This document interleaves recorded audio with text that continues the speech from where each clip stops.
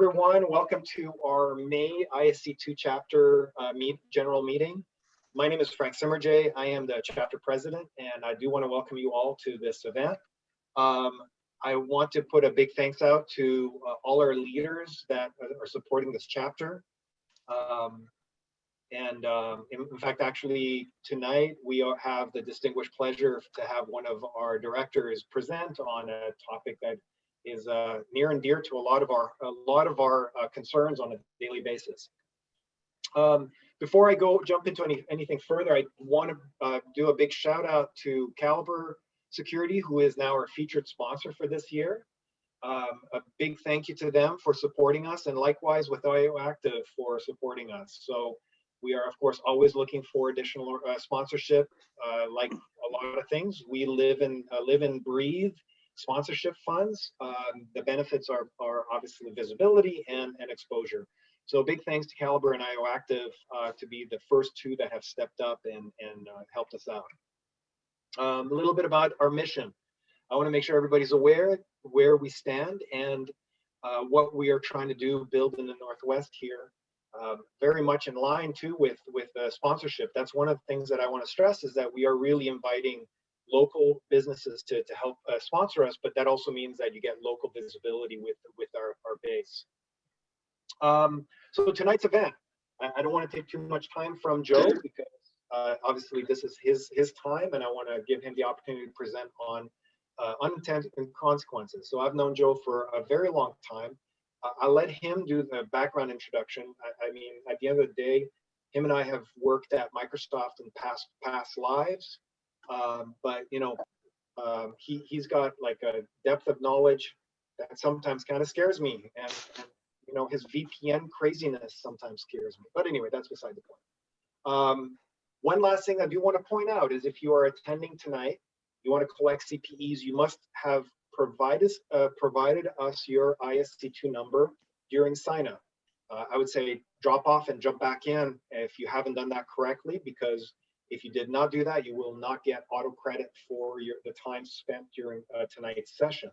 For everybody that did give us your ISC2 number, we obviously don't disclose it. It's only used for registering your time, and you get your CPEs auto-registered inside of your portal. With that said, I'm going to hand this over to Joe. I'm going to stop presenting, and Joe, you can start sharing.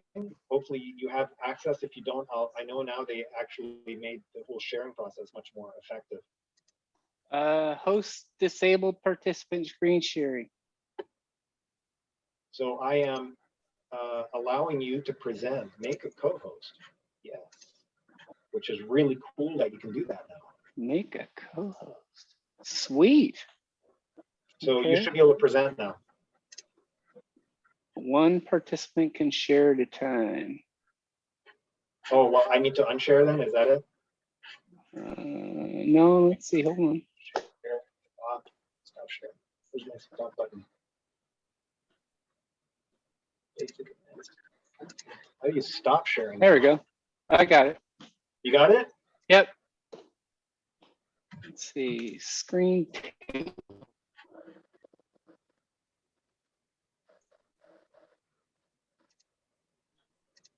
See my screen? Yes. All right. Oh, hi, everybody. My name is, you know my name, Joe Szymusiak. Like Frank said, him and I worked at Microsoft. I've also worked for T-Mobile. Here, actually, you'll see it on the second screen. Tonight's presentation is data, the unintended consequences.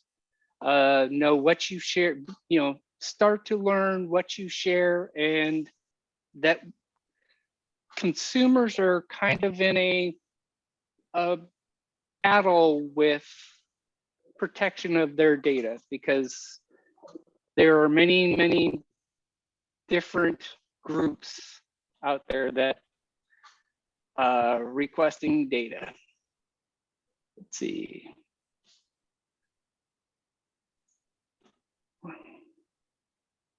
Go forward. Oh, wow. Slow. Here's my bio. I started out a long time ago as a, let's see, as a custom PC builder, modder, phone freak.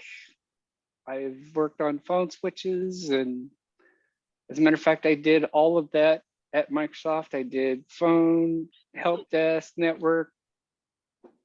I got to work and break on a lot of stuff. Most of the people who know me know I'm a builder breaker. I like to build high performance things. If there's not enough RAM in it, I'll find a way to put more in, get more power. C-Tray, I told you about I'm a purple teamer. So my happy-go-lucky guy is on top. And my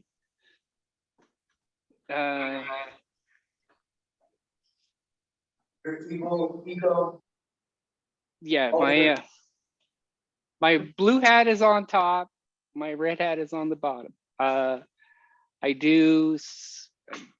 actually started my own company, Cybervisor Group Security Consulting. I do penetration testing, audit assessments and consulting, and attack surface assessments. I've been doing this stuff since Wireshark was called Ethereal. Since 1986. And actually, no, I'm not going to go there. Let's see. I think that's good enough. So in the current information age, I'm not just going to go through the slides. In the current information age, we have a lot of personal data, and we're starting to proliferate all the devices and all the data on these devices that we have. In the old days, I had a PDA that was a personal PDA that didn't have connectivity until I figured out how to put a Wi-Fi card on it. That's when I started to realize and be able to do packet captures of telemetry and device telemetry. So I have seen data exfiltration for good purposes, and I have also tested for nefarious purposes. I will read this slide again. So this cloud, mobile, and social network platforms, the proliferation of services and subscription services are out of control, or not out of control, they're everywhere. And these platform economies dominate the internet marketplace. So where does consumer privacy rights fit in?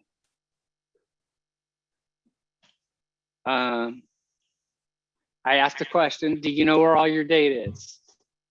Are you in control of it? And do you know who has access to it and how it's used? And I love this statement. Dr. Stephen Franklin on Babylon 5, he says, who controls the information controls the world. If that holds true, then who can you trust with your money, with your oil? Let's see. Start off with some basics. Most of you people are most information security aware folks, and people that have gone through the CISSP, thank you IC squared, would have some semblance of this, of data classification and based upon a classification, how data it should be protected and handled, and who is an owner and who is the custodian of the data, and how the custodian protects it to the level that the data owner has prescribed.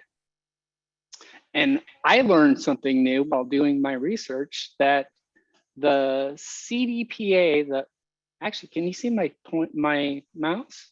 Yes. Sorry. Virginia just, in the last year and a half, Virginia has also joined California in CCPA. You know, these are the United States data regulatory bodies. First came GDPR, and I'm sure that you guys have all gone through the cookie tracking fun that when GDPR was enforced, which was kind of fun. Let's see. So Virginia came out with the Consumer Data Protection Act, and I learned that they coined a new phrase, or I used to call everything personal, PII, but now they have a new classification called personal information. And personal information, let's see, where's my note? Personal information is defined in section 1798 of CCPA and CDPA and CPRA as personal information that identifies, relates to, describes, is capable of being associated with, or could reasonably be linked directly or indirectly with a particular consumer or household. I always thought that was PII, but now there's both enforced in CDPA, CCPA, and CPRA. However, it's not in GDPR. So US is a little bit ahead. Let's see, I will PCI, and actually most of you in with military experience understand what the CUI, controlled unclassified information, which is a bit strange. How do you handle it if it's not classified? Oh, that's why. So here is GDPR's 8 rules, 8 controls identified, which really excited me when GDPR came out. But I have been a bit underwhelmed in the enforcement and the ambiguity into how it's enforced. But it's the right to be informed. So public disclosure of breach, leak, and I can't remember what it was. How many days? It's like a month. And when the problem has been, when the breach, leak has been defined, they have, I believe it's up to 1 month. The right of access, and actually I don't even know what rectification is. Processing, blah, blah, blah. So I broke down what the regulations are. And as a matter of fact, Google, let's see, where is it? I know. Who was it?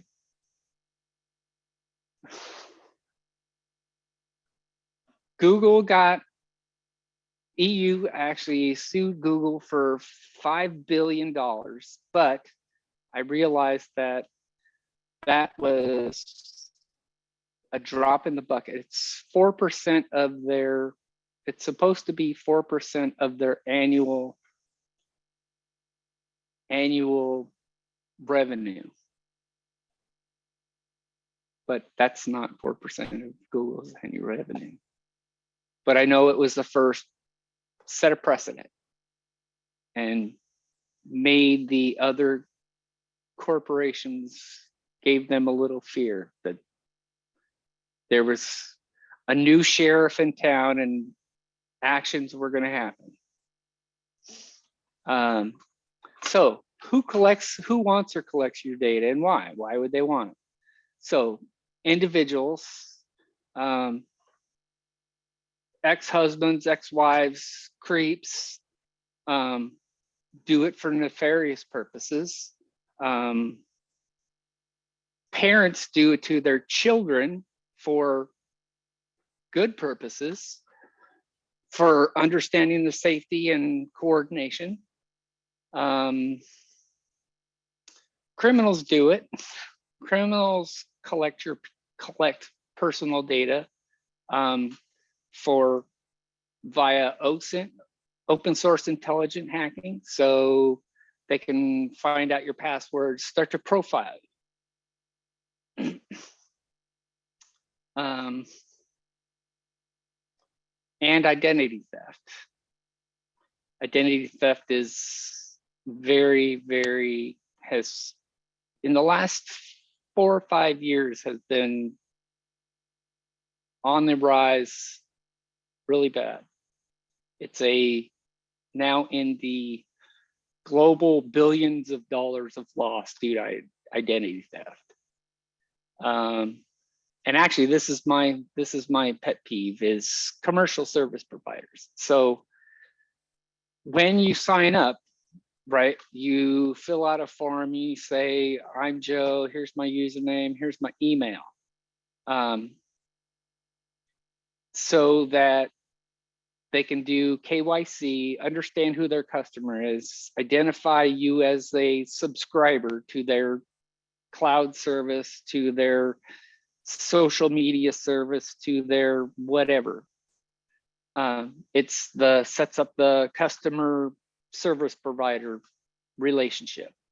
But that service provider validly needs identity, authenticates for identity, personal information to do authentication, and give you your subscription services. They also, in Europe, they follow a KYC, which is a know your customer, which is primarily a financial, not a regulation, a financial arrangement, so that the European services can validate that European banks, European service providers can validate that you're a human. But like sales, market lead generation, so when you give your email to one provider and you sign up, you accept the EULA or the yes, just let me into the service, right?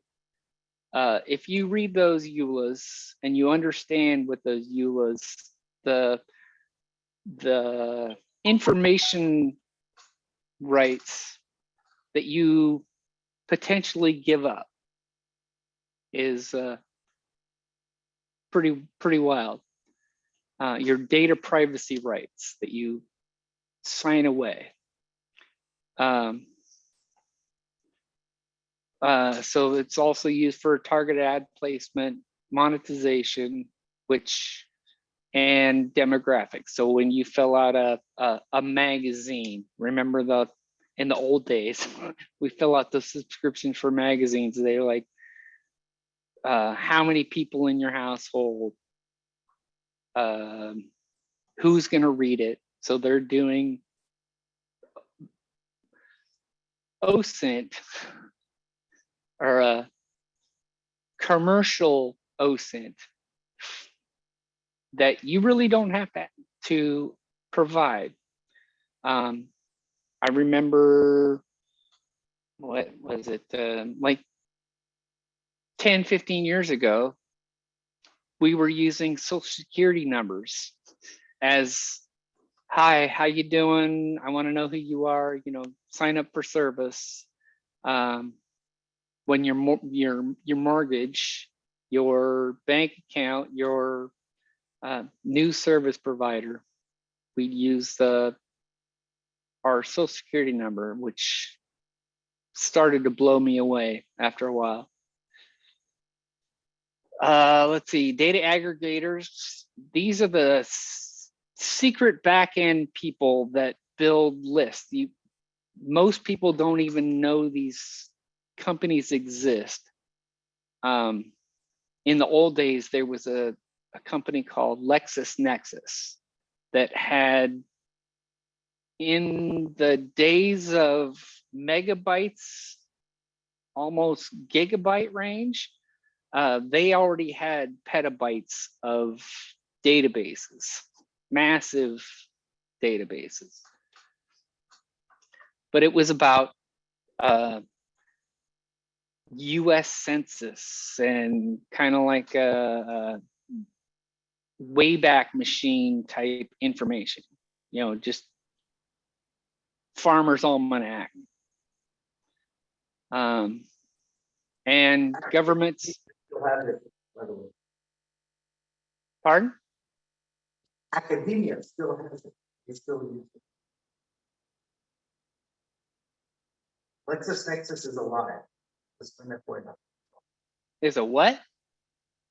It's still alive. It's being Oh, used yeah. in- Oh yeah, it's bigger now. It's huge. massive. It's like the Library of Congress in statistics. And governments. So government needs your information for taxes, census, surveillance. And actually, I'm not saying US, Russia, China, and China has some weird surveillance. I'm not making any judgments. I'm just the facts, man. Monitoring, influence, leverage, political based support, which I'm not getting political here, but we have seen it in the recent administrations. It's gone a little haywire, off the rails. Let's see.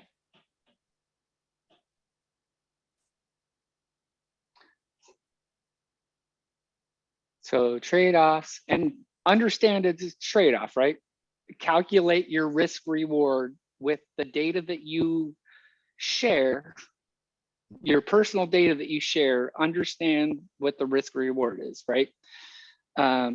Your grocery store, the data that you put on that is weird. There's a lot of tracking data that they sell. So Kroger, and they monetize that data. Right? Whoa. That's gone. No. Oh, there it is. So this is a PSA from 1970s, 1960s, 1970s. When the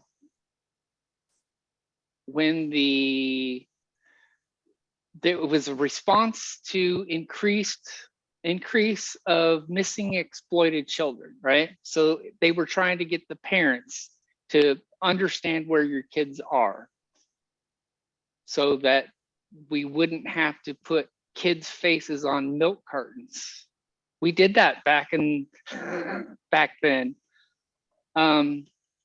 So that it was on every night. This PSA was on TV every night. Do you know where your children are? It's 10 p.m. Do you know where your children are? Huh. There we go. Now it's 2000, in the 2000s, in the internet age, we have many people that want PII data. We must have the precious.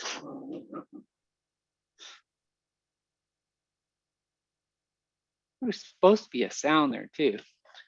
And actually this is, so as you can tell, I'm kind of in the older area, getting older. And back in the 1960s, late 60s, Marshall McLuhan was theorized, was kind of coming out and doing that the emperor has no clothes about television, how it was controlling television and early computers, how it was starting to control people's, influence people's choices. And he could start to see that TV and newspapers and were starting to tune people, to profile people, and was starting to create click groups. And there's I listened to a thing on YouTube that Gene referred me to the other day, and it sounds exactly like he was Nostradamus for what the internet is today. It's TV wasn't back in the 50s, 60s, 70s, 80s, 90s. It was a good thing. It had good things, but it also had soap operas for, let's see, as created a clique, created a cluster group that was mostly targeted by the soap companies to target sales to women who stayed home and watched these things. Now we have YouTube groups or channels, we have Twitch streams, we have Facebook groups, and we're creating cliques. And that's kind of what is creating that polarization, creating polarization in black and white. Let's see, don't say that. Groups that do not agree. So I was listening to Steve, or I'm a Steve Gibson.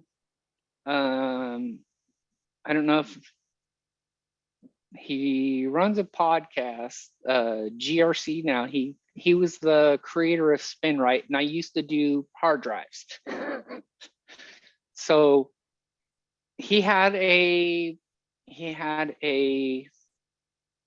what is it called? I'm on the wrong slide.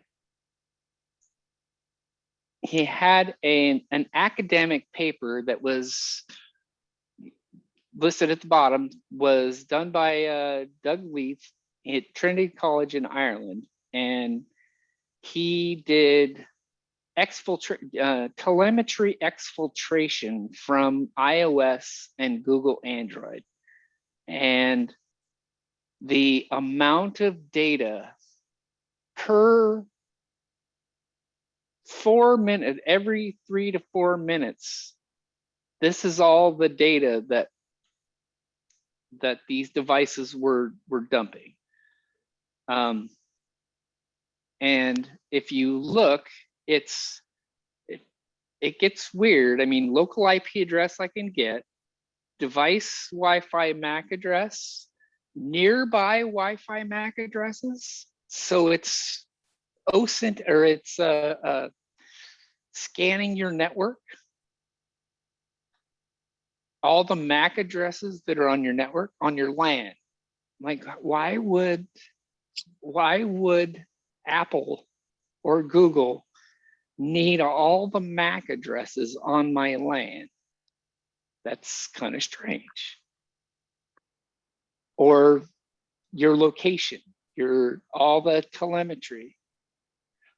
And actually, anybody out there that can do a PCAP and look at all the traffic that exfiltrates your network, it would blow your mind. And I'm pretty sure some of you already have.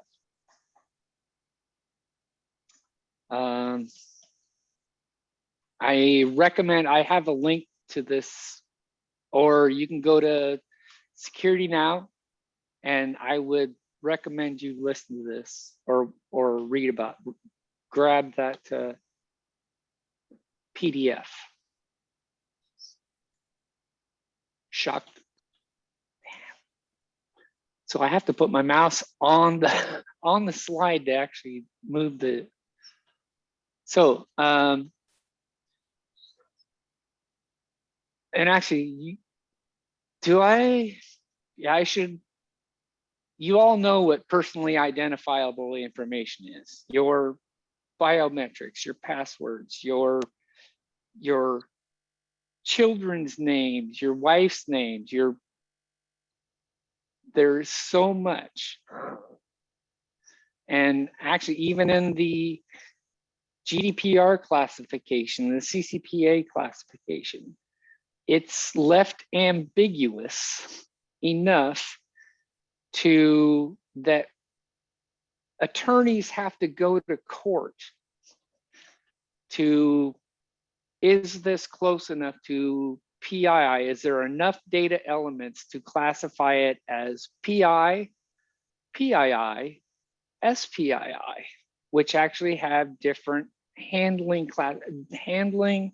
protection, and due diligence cases, depending, or PHI, right? Private health information, which has specific protections, data retention timelines, and breach notification responses.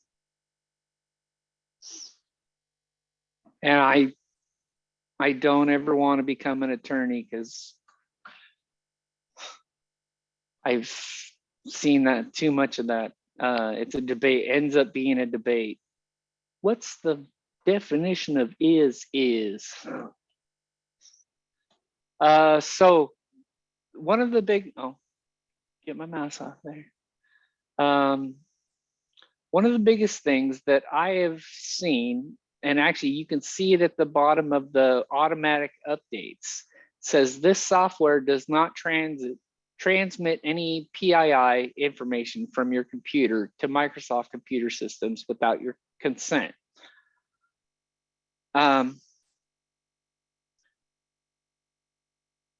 Yes and no.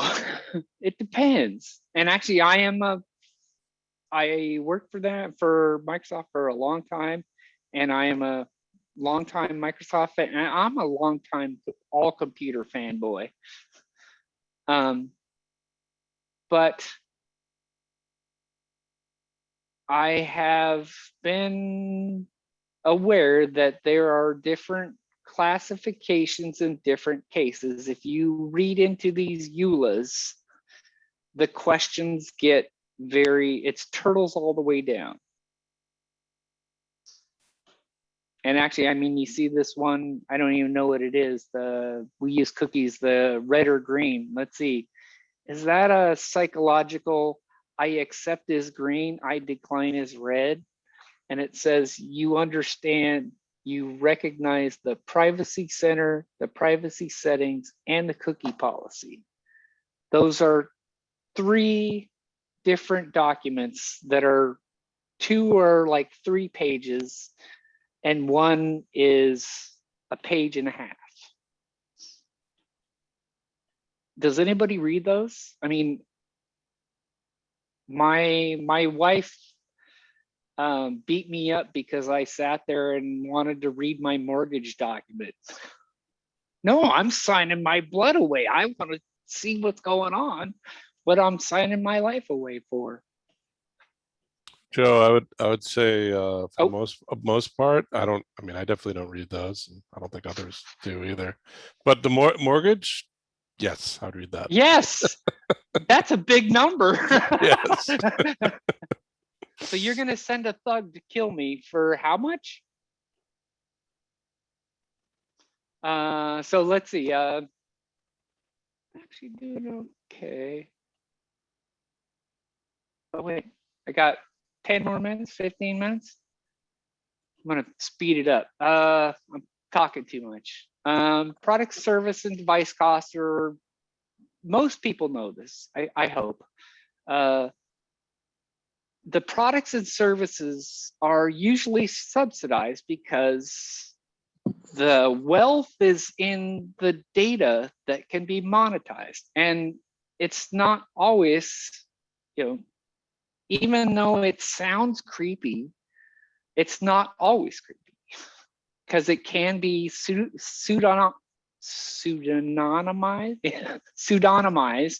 which is pseudonymously anonymized, or purely anonymized, which again, mathematically, that does with a large enough data set, true anonymization is a very, very difficult thing to do.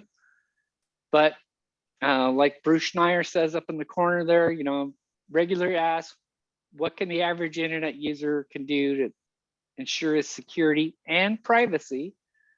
I added and privacy.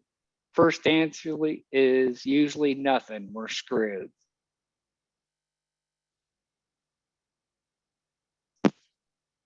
Can you hear me? Can you hear me? You're all good, man. Keep going. Okay. I had a device kick off. So I'm old. When phones were tied with wires, humans were free. I was not tracked when I had a rotary phone. Actually, that is a rotary phone, isn't it? Yeah, my first phones used to make this pulse dial. Or actually, no, DTMF, dual tone multi-frequency. And the only tracking that was happening via that phone was we were told that the NSA could hear if we said, and today, I usually made fun of it. This is in the 70s. I highly doubt it. But today, I can be confident that there's at least 2, 3, 4 different groups that can tap your line. That it's capable. Back in the 70s, we didn't have the computing power. Now, I have the computing power in my cell phone. One of the other things is if you're not paying, we've all said it in an industry, if you're not paying for it, you are the customer. Or if you're not paying for it, you're the product, not the customer. Or let's see, you can read it. And actually, I like this little piggy one. I found that one today. Isn't it great we have nothing? We have to pay nothing for the barn. Yeah, even the food is free because they're fattening them up. They're going to be bacon. Wow, that worked. Here's some books that I've read recently, or books and pamphlets that I read recently on privacy.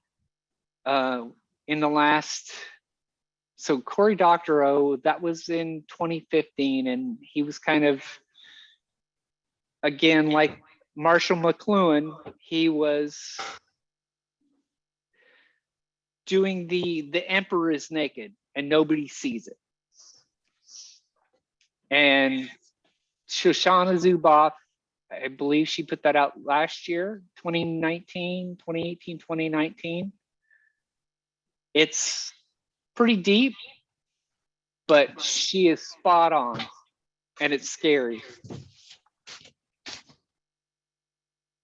And then if anybody wants, that Pew Research is very, very spot on.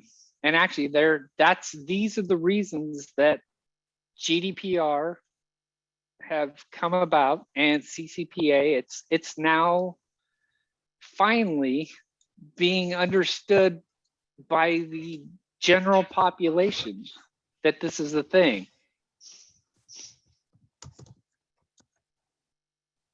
I'm the tinfoil hat guy. I've been doing this for 25 years. So actually, I'm hoping if everybody's seen this. Unintended consequence. Can't hear it. You can't? No. Can see it though. You can explain it.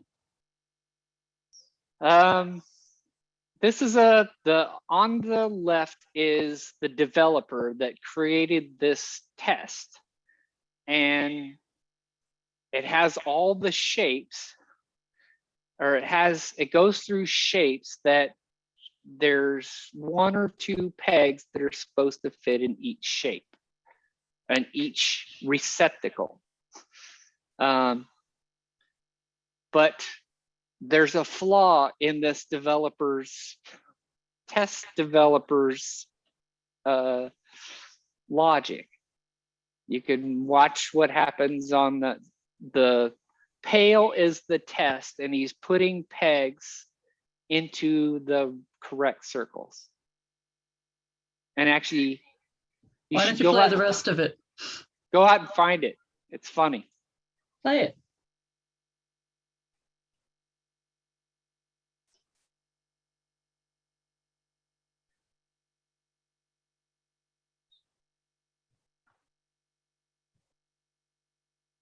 He says each shape and then he puts it in a different place. Cylinder. Yeah. There's a semicircle. Do you see a slot that fits semicircle? Here is that It's a square hole. Triangle. Do you see a slot?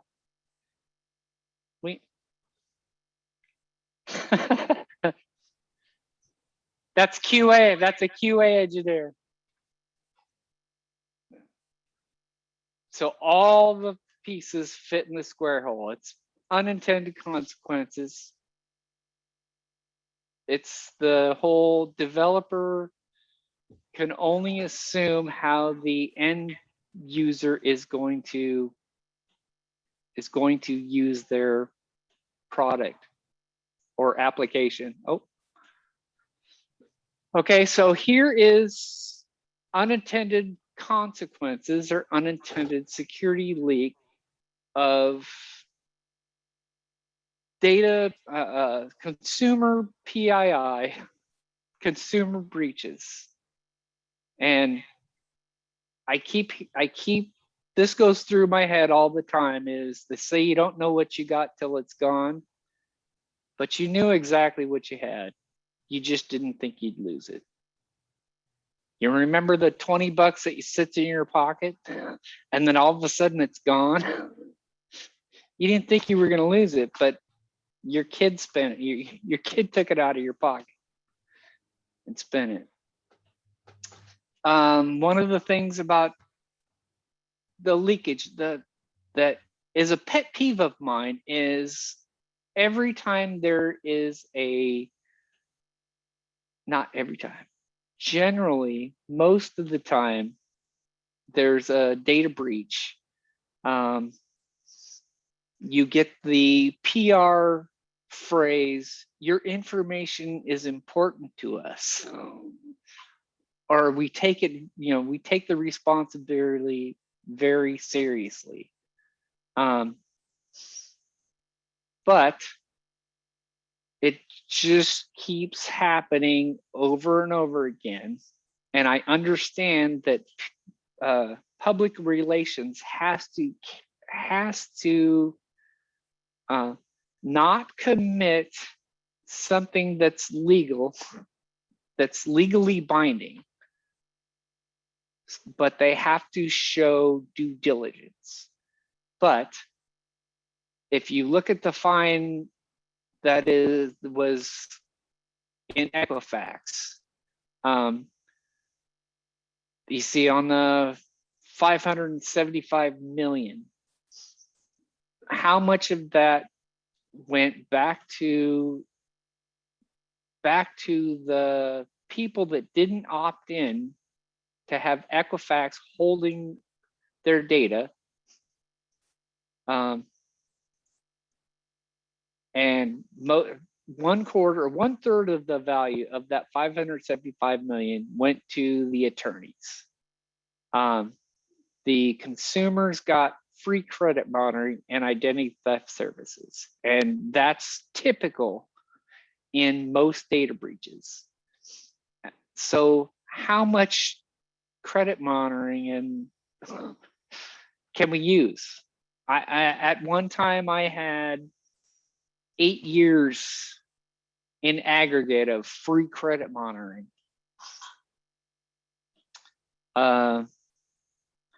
And actually just recently, the bottom one, Brian Krebs, who I'm hoping a lot of people, if you don't, you should follow him.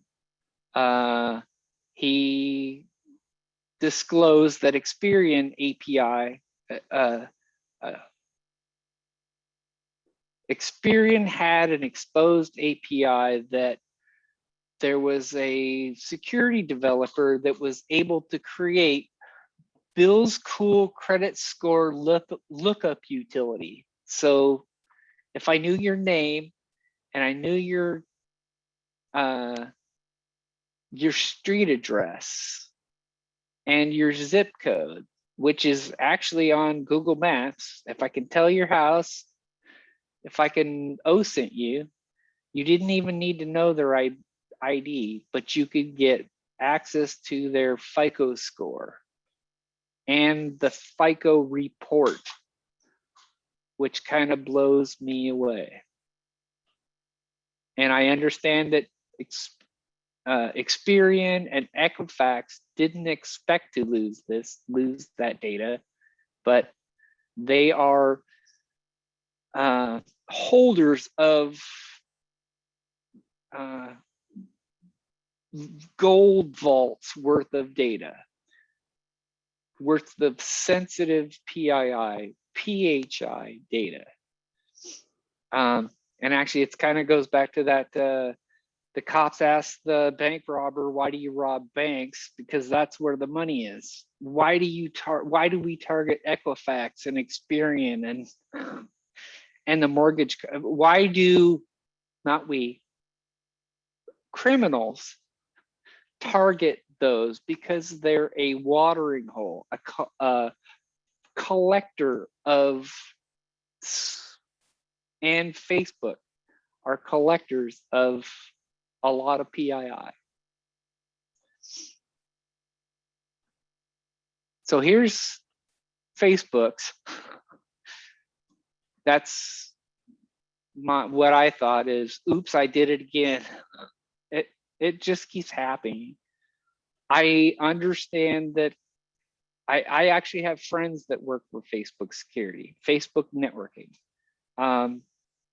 It's and actually kind of like Microsoft, it's a huge organization, and there are a plethora of second party, third party.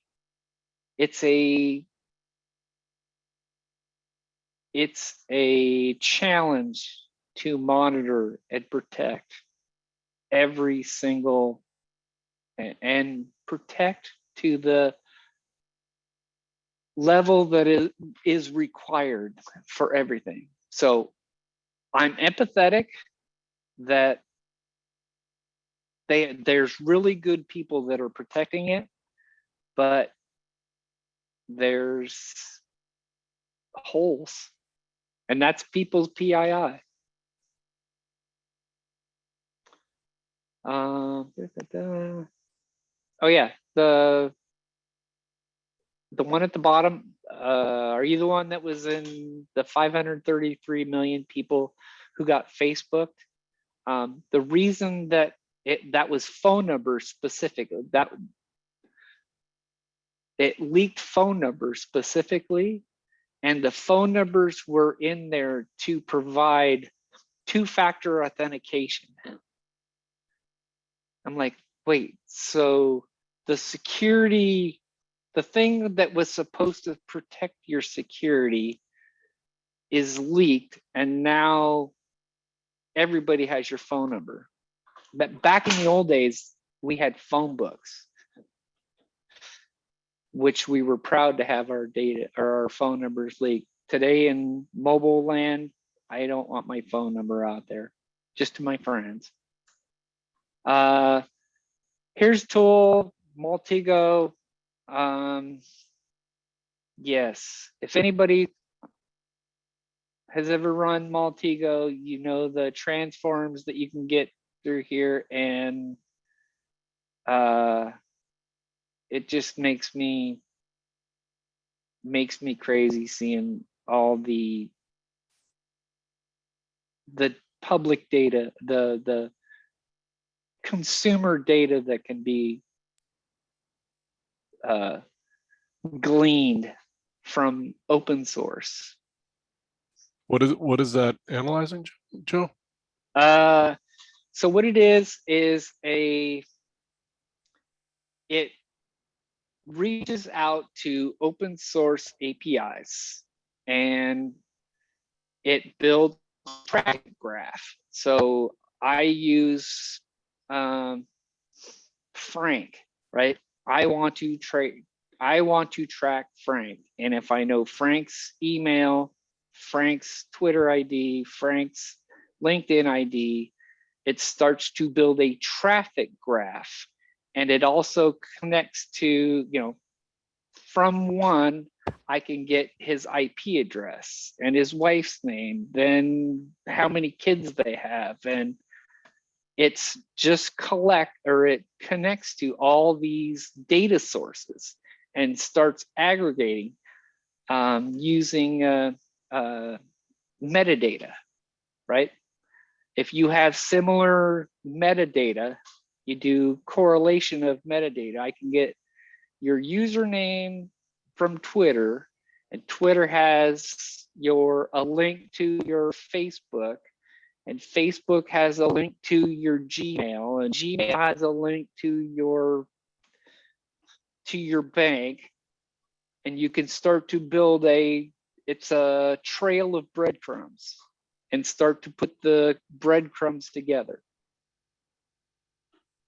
Eventually finding your address, what hospital you were born in, what time you were born, what room you were born, your birth certificate, how much taxes you pay on your house.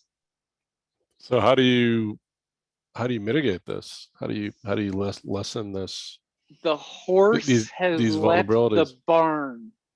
Yeah, not to sidetrack the conversation. I think it's relevant. That's what I tell people, and that's how I feel. I think my data is already out there. So, with all these breaches, breaches is username and password, right? The Right. database. So if you go to have I been pwned, if you checked yourself in have I been pwned, Yeah, I mean, the way I look at it, it's already out there. I mean, so you just have to protect yourself. yes. Well, So from what's not, and actually you can't change, you can change your username and you can change your password. Sometimes you can change your username and your password, but you can't change your fingerprints. You can't change your son's name. You can't change your birth date. You can't change your address. yep, valid points. So we're looking at Maltego there? Yes.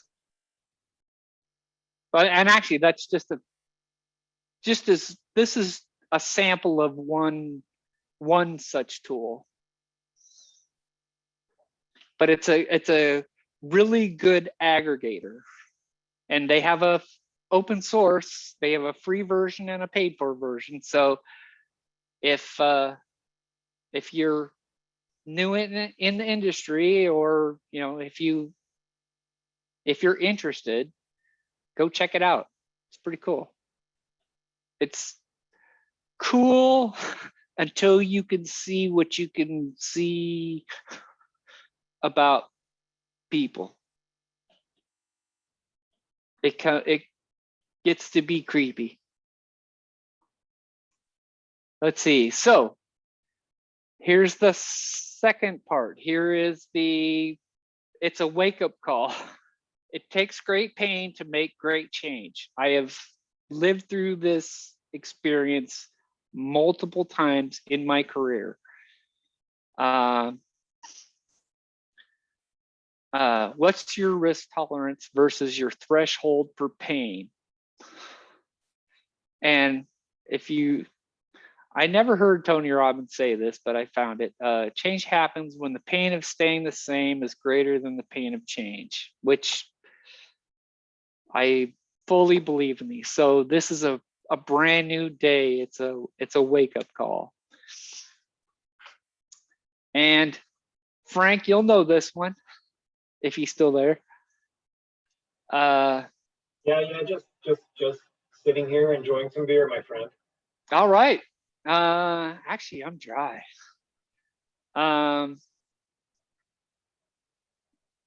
So in January 2002, Mr. Gates, sorry to hear about your latest news. Sent out the memo, and I was there, and I saw day and night change in a week. I was in the network NOC SOC mail operations center for the global campus, and I saw change, day and night change in a week to week. Every developer had to go to all the Neo ones had to go to SDLC training. It was mandatory. Business stopped for 2-3 months while all the SDETs, the software development engineers and the software development engineer and test, SDEs and SDETs, got to go back to class and do OWASP like security development lifecycle. La la la la. And actually, I put their SSDLC, software security development lifecycle. But that came out later, that they put an SSDLC. And even though we went through this, right? We changed our stripes. We that was a cool time to be with Microsoft, that it changed its stripes. It realized the error of its ways and woke up the next morning and said, we're doing something wrong. We're going to do something different. And actually, this is Google's Beyond Corp. And actually, the reason for this was back orifice. The Loft group had come out with the back orifice tool, which was actually hurting the reputation for Microsoft software.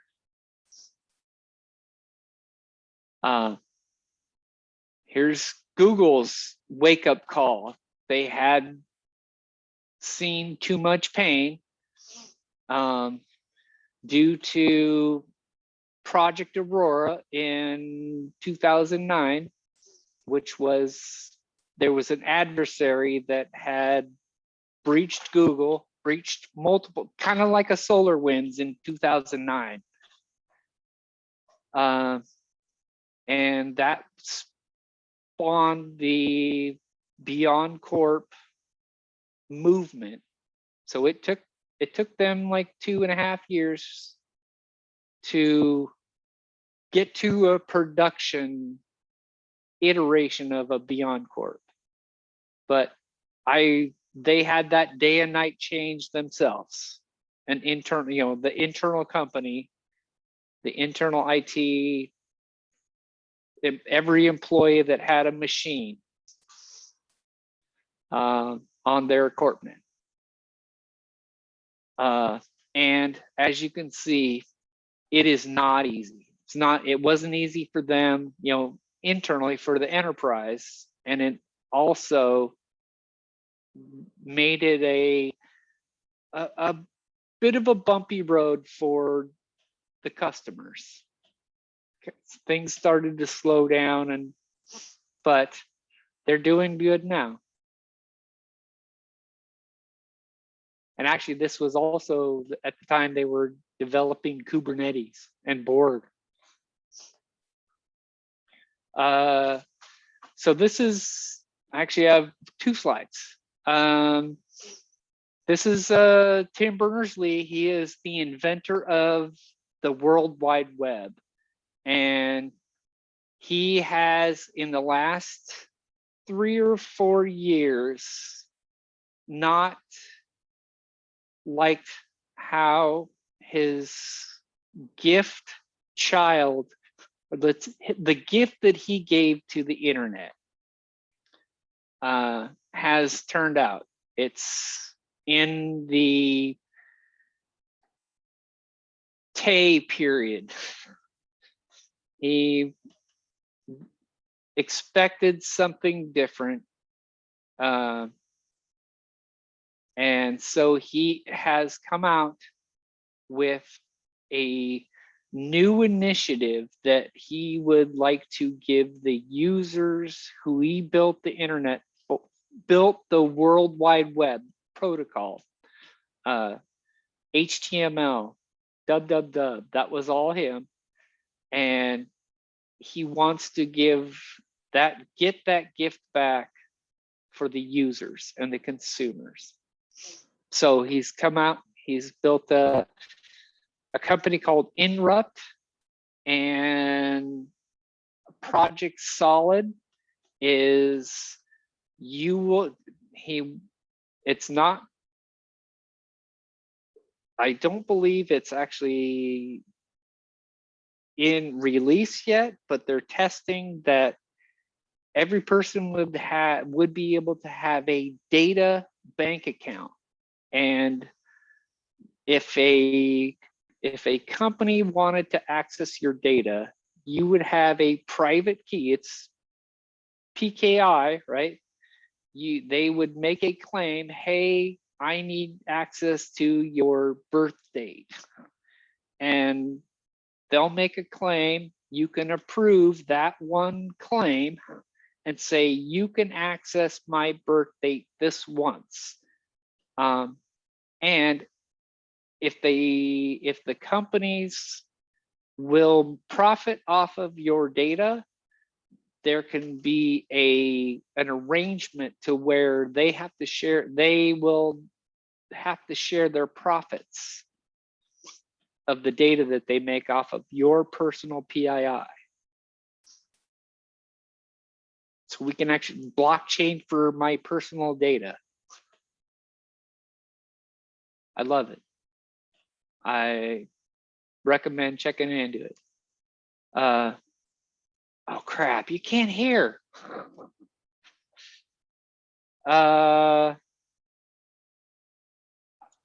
We can't hear you. Well, no, you can't hear the Paul you can't. Vixie. Oh, okay. I recommend going to YouTube, looking up Black Hills Information Security, and looking for Dr. Paul Vixie. He is one of the architects of the domain name system. And as you want the audio to be heard, I believe that if you do the in the control panel on Zoom, you just need to allow for audio to be passed through. That's the reason that we can't hear your audio. I know it's advanced tech guys in Zoom having to deal with this kind of stuff. But there should be a button if you do in your options, it should have something along the line of pass through audio.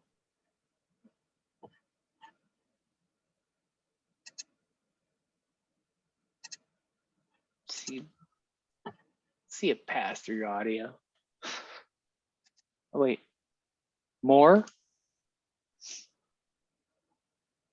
Go share sound. Huh. Let's try it. So this is at the very end when Dr. Vixie is having the summarization of what he's seeing in DNS. So right before 8.8.8 came out, OpenDNS and what was the one that went to Oracle? I used to use their Dyn DNS and OpenDNS were starting to monetize your DNS. What is it called? Public DNS resolver data, right? And Paul Vixie and Google did not like that OpenDNS and Dyn were viewing people that were going to Google, because OpenDNS and Dyn were their DNS providers for www.google. So they would get the hit first.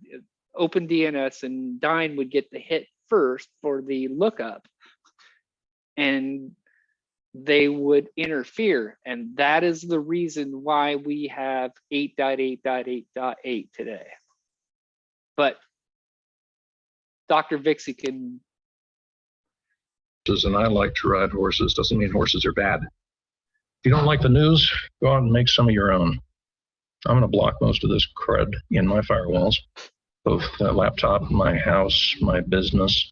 You're going to do the same, because you cannot go completely naked, covered in honey through the internet. You know better. Now, UDP has been pretty rare. Other than gaming, I have denied it for years and nobody's complained. So, as each new game comes to me as a complaint, I figure out what UDP to allow to make those complaints go away. But in general, UDP is blocked. I treat it as privileged because it can be used for stuff like this. I need the connection event to be visible to my OS kernel, because there may be some places I don't want to let that app go. I need the DNS lookups to be visible, so they have to come to my name server where I can look at them. This is not appropriate activity for a nation state. I don't like the idea that China and Russia, and probably Turkey and others are going to do this too. I think if it's a public network, commercial network that people are paying for, you probably ought to let them do what they want, because you're not responsible for everything every one of them does the way that you would be if it's a corporate network or a family network. But again, I am the baby, it is the bathwater, and we're all going out together.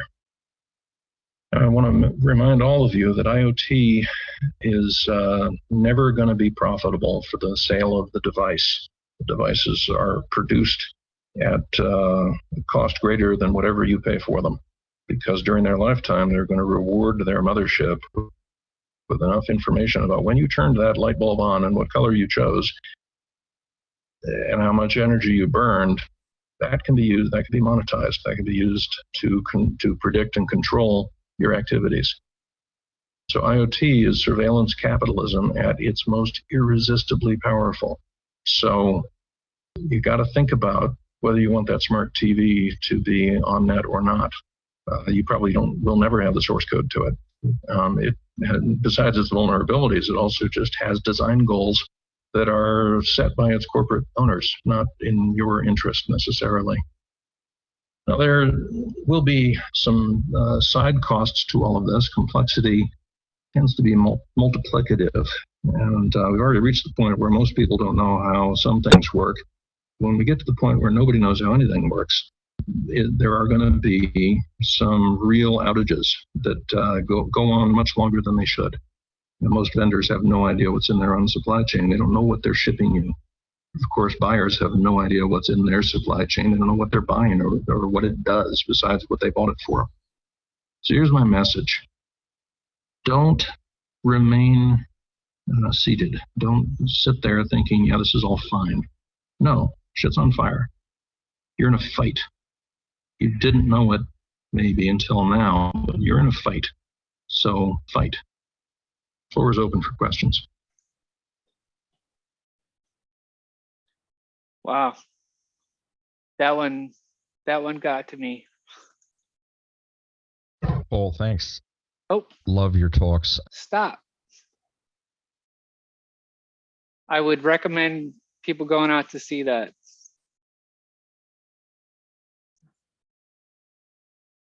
Can you guys hear me? Yes. Oh, Yeah, Yes. who was that speaking? Dr. Paul Bixie. Paul Got it. Bixie. Look at the owner of DNS. He is like the person that has done the most with the global domain name system. Paul Makapetris built it at Berkeley, but Paul Bixie ran most of it ran it, architected it. Let's see, I'm going fast now. What you can do to protect your data. Here's FTC, they're all out there. Go to your service providers, Google, Facebook, and remove your data. I don't know if there are links out there that you can see what they have. Don't be sheeple. Be bold, demand your data privacy rights, and demand your data privacy rights. Be observed whenever possible. Hold your service providers accountable and responsible.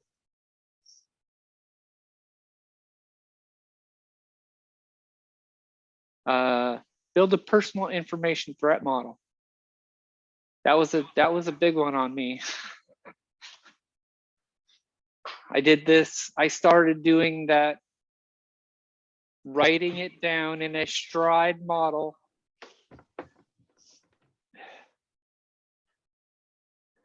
It was I got to like 30 pages of, oh, I have that one and this one. And when I got my I use MFA, multi-factor authentication everywhere. I use password managers for multiple password managers for everything. Gene can tell you. Trey could tell you. I wear Yuba keys on a necklace. And I had so much data exhaust and account exhaust, like the Yahoo and the Hotmail and the I haven't looked at in 5 to 6 years. My AOL account, my CompuServe account.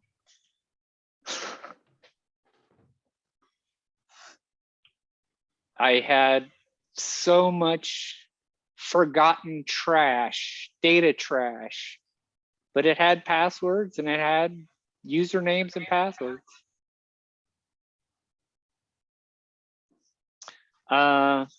Exercise your right. Here's the exercise your rights to be forgotten. Go to Google, Facebook.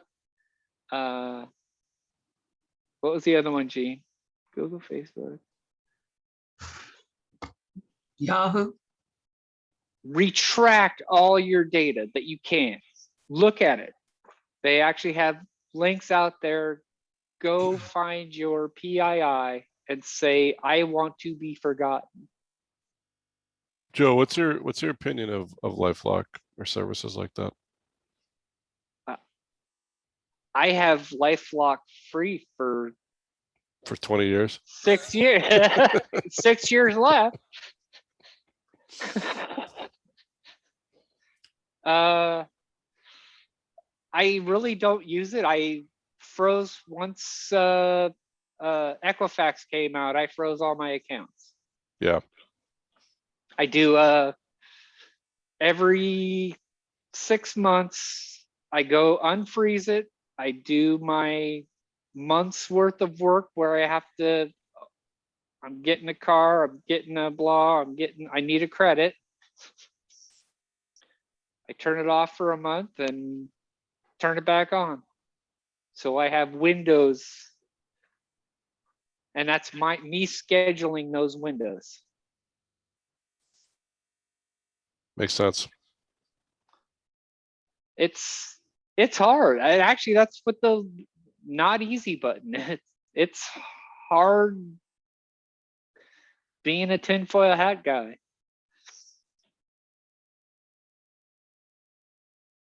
Let's see. Closing remarks. Sorry I ran long, guys. I was having fun. I was nervous, but I was having fun.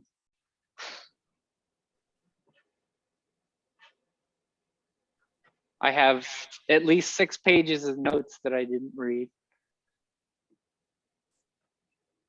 Well, Joe, awesome. 6 pages, that's nothing. You'll be able to publish a small book. For the opportunity, again, I want to thank everybody for joining us.